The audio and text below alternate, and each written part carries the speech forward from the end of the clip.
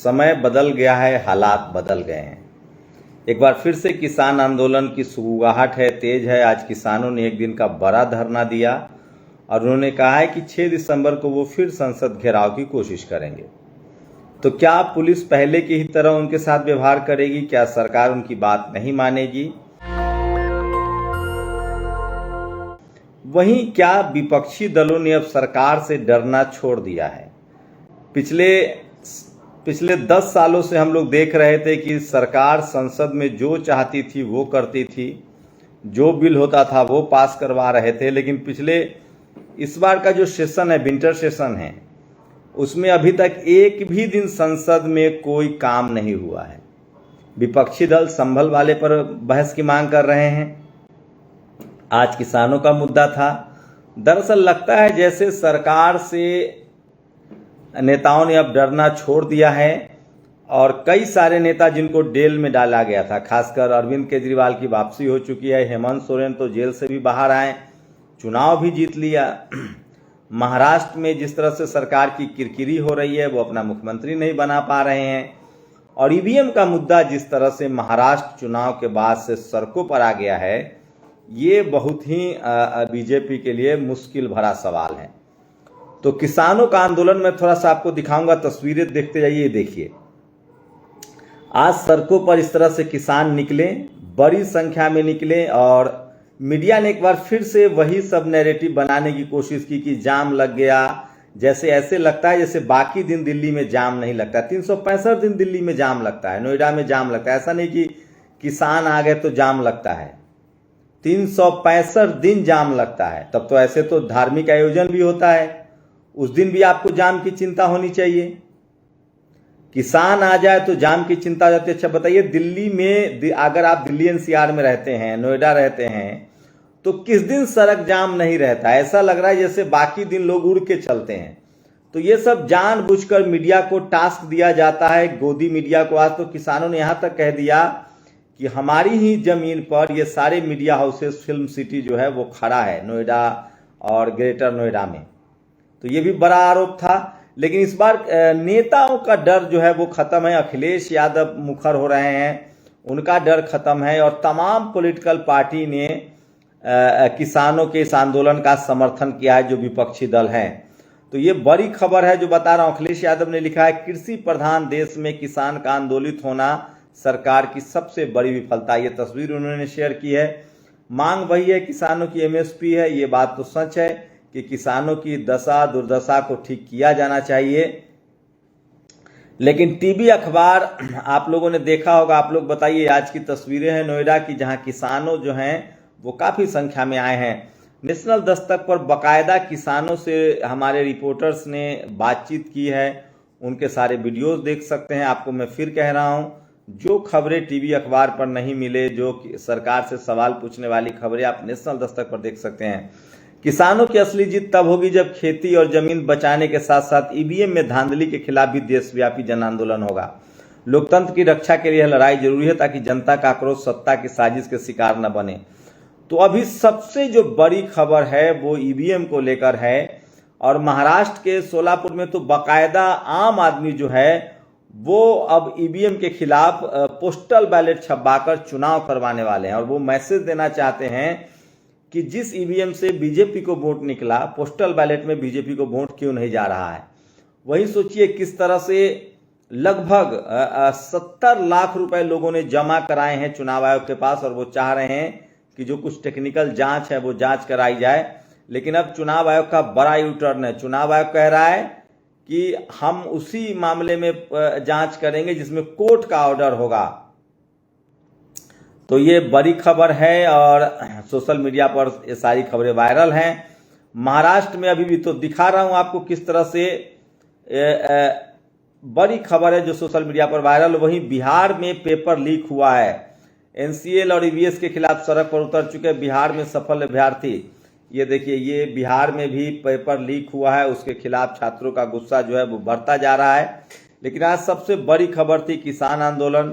किसान आंदोलन को लेकर बड़ी खबर सामने आई है कि आज किसानों ने बड़ा मैसिव प्रोटेस्ट किया। और क्या आप लोग को लगता है कि किसानों की मांग जायज है, किसानों की मांग गलत है? समझिए जो टीवी अखबार दिन रात मंदिर मस्जिद करती रहती है, वो किसी भी कीमत पर जो जरूरी मुद्दे हैं उन सब पर बात करने से मुकरती है। ये एक बड़ा सवाल है, एक बड़ा डर है। और किसान जो हैं वो लगातार आज किसान जो हैं वो बाबा साहेब का जो प्रेरणा केंद्र है ग्रेट नोएडा में जो बहन जी ने बनवाया था, वहाँ पर उन्होंने अपना लंगर डाल दिया है। लगभग 1 साल से वो बॉर्डर पर बैठे हुए थे, हरियाणा पंजाब के बॉर्डर पर। वहीं कल कांग्रेस को चुनाव आयोग ने ईवीएम प्रतिनिधिमंडल ने बुलाया है, कल देखते हैं उस पर क्या होता है। लेकिन किसानों का आंदोलन जो है वो बढ़ता जा रहा है। ये सबसे मीडिया दफ्तरों के आगे से निकलते हुए किसान अपने हकों के लिए आंदोलन कर रहे थे। उम्मीद है आज शाम चैनल यूपी के किसानों को अपने प्राइम टाइम शो में डिस्कशन करेंगे। सोचिए आज जो किसान आए थे वो ठीक मीडिया चैनल्स के पास थे। फिल्म सिटी में सारे मीडिया चैनल्स के दफ्तर हैं, जो बड़े बड़े मीडिया चैनल्स हैं। किसानों ने किस तरह से कहा कि हमारी जमीन पर ये चैनल्स बने हैं, हमें मुआवजा भी नहीं दिया गया। किसान आंदोलन सबसे बड़ी खबर है जो सोशल मीडिया पर वायरल है। किसानों ने अपनी ताकत दिखाई और अब विपक्षी नेता जो है, विपक्षी दल जो हैं, वो किसानों के साथ खड़े हो गए हैं। तो किसानों से अब कोई डर नहीं रहा, ये सबसे बड़ी खबर है। और सुप्रिया श्रीनेत तो बाकायदा वहां पहुंच गई थी और वो किसानों के पक्ष में वीडियो भी बनाया। तो पॉलिटिकल पार्टी जो है वो अपने घरों से निकलने लगे हैं, बात होने लगी है। हेमंत सोरेन को जेल में डाला गया था। हेमंत सोरेन जो है वो अब चुनाव भी जीत चुके हैं। अरविंद केजरीवाल की गिरफ्तारी हुई थी, वो बाहर आ गए हैं। और आपको बता दें कि ये तस्वीर 7 दिन का करेंगे वेट, फिर दिल्ली कूच, जाने कैसे दलित प्रेरणा स्थल पर धरने को राजी हो किसान। तो किसान अब बाबा साहेब के दलित प्रेरणा केंद्र पर जम गए हैं, जो कि बिल्कुल फिल्म सिटी के सामने है। तो मुझे लगता है ये किसानों की स्ट्रेटजी है। न्यूज चैनल से के दफ्तर से ठीक 1 किलोमीटर की दूरी है वहां से, या 500 गज भी नहीं कह सकते हैं, एकदम प्रेरणा केंद्र जो है। और वहां से तो ये किसानों की बड़ी स्ट्रेटजी हो सकती है। मीडिया उनको चाहकर भी दरकिनार नहीं कर सकते हैं। 7 दिन का उन्होंने टाइम दिया है, वो फिर से संसद का घेराव करेंगे। चिल्ला बॉर्डर, यूपी गेट, कालिंदी कुंज पर किसान धरने पर बैठे किसान, बातचीत फेल होने पर करेंगे दिल्ली कूच। तो ये तस्वीरें दिखा रहा हूं, तो बड़ी संख्या में किसान जो है निकले हैं। और ये ट्रैफिक जाम का जो परसेप्शन फैलाया जा रहा है, ये तो 30 दिन जाम रहता है। किसानों ने हमेशा से सावधानी बरती है और वो आम लोगों को चाहते हैं कि आम लोग उनसे नाराज ना हो। तो ये बड़ी खबर है। और आजकल जब से बीजेपी सत्ता में आई है तब से हर धरना प्रदर्शन के खिलाफ मीडिया है, उसकी वजह जो भी आप सब जानते हैं। लेकिन विपक्षी दल के नेता जो हैं वो अब संसद में, सड़क पर किसान हैं, संसद में विपक्षी दल हैं और ईवीएम का मुद्दा भी गरमाया हुआ है। विपक्षी दल संसद में अब मूड में है बात करने की, लेकिन अब संसद चल ही नहीं रहा है, क्योंकि संसद में बीजेपी के पास उतनी संख्या अब नहीं है। संसद में ठीक ठाक संख्या विपक्षी दलों की, लगभग आप मान के चलिए कि 275 के आसपास, 445 सांसदों में 275 के आसपास, 280 बीजेपी के पास है। तो इधर भी संख्या जो है समझिए कि अच्छी खासी है। करीब 280, अगर 445 में से 280 हटाइए तो 200 सांसद करीब जो हैं वो इधर भी हैं, 225 सांसद इधर भी हैं। तो ये एक संख्या बल है, इसलिए सरकार से कोई डर नहीं रहा है, सवाल पूछ रहा है। विपक्षी दल पिछले 2 सप्ताह से, पिछले सेशन में भी 4 दिन संसद नहीं चला, आज भी संसद ठप हो गया। कल देखते हैं क्या होता है। संभल के मुद्दा पर विपक्ष बात करना चाहता है, ईवीएम पर बात करना चाहता है। तो डेमोक्रेटिक सिस्टम फिर से वापसी हो रही है, लेकिन मीडिया आपको बताएगा कि संसद के पैसे बर्बाद हो रहे हैं। संसद दरअसल जनता के लिए ही होता है, जनता के मुद्दों पर ही आवाज उठाने के लिए, संघर्ष के लिए होता है। तो किसान आंदोलन ने अपना फिर से रंग पकड़ लिया है और किसान दिल्ली में फिल्म सिटी के आसपास, न्यूज चैनलों के आसपास बैठ गए हैं। देखने वाली बात होगी कि न्यूज चैनल अब इसको किस तरह से इग्नोर करते हैं, क्योंकि वहीं पर सारे न्यूज चैनल्स हैं, वहीं पर किसान जो है धरने पर बैठ गए हैं फिल्म सिटी में।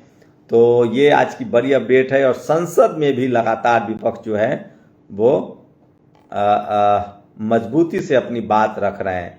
तो देखिए, आपको मैं फिर कह रहा हूं, 3 बड़े मुद्दे हैं। किसानों का मुद्दा है, ईवीएम बड़ा मुद्दा है। महाराष्ट्र में ईवीएम को लेकर लोगों में बहुत ज़्यादा बेचैनी है और पुणे में आंदोलन भी चल रहा है। शुक्रिया।